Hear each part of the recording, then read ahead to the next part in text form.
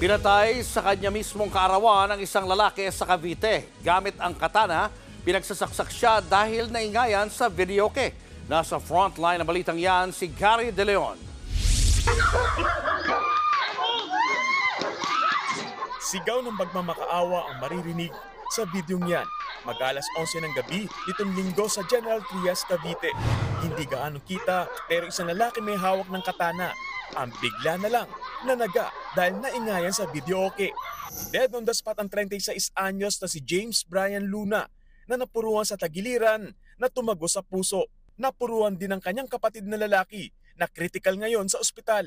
Sa investigasyon, birthday ni Luna noon kaya nag-arkila sila ng videoke at nagkantahan sa harap ng kanilang bahay.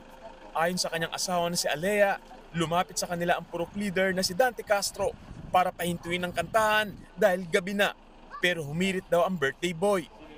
Sabi po ng mister ko sa kanya, kasi kinausap ko siya, sabi po ng mister ko sa kanya, baka pwede naman humirit kahit 1 oras na lang. Pumayag po siya sabi niya po, o sige pre, ngayon lang ha. Pagkaraan ng ilang minuto, pumasok na raw ng bahay si Luna para magpahinga. Si Alea naman ang nagpatay ng videoke. Pero ang kapatid ng biktima naglabas ng maliit na speaker para may tugtugan pa rin daw.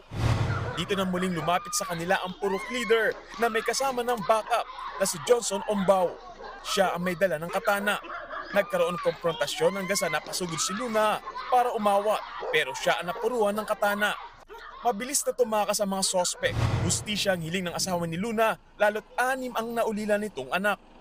Nagmakaawa na rin po ako sa kanya na, Kuya, wag mong ganawin kasi hindi po nalaban sa iyo. Gumano na po ako sa kanya. Ba't ginano niya po yung mister ko? Walas ng karapatan, pumatay ng tao.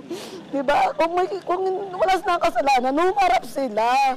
Ganun po yun eh. Ilan po yung anak ko, 6 po yung anak ko. Paano ko na po ngayon bubuhayin yan? Wala na po yung mister ko.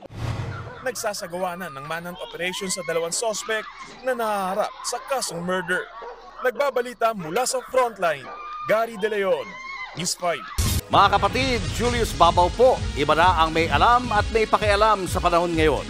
Para sa frontline ng mga balita, mag-follow at mag-subscribe sa social media pages ng News 5.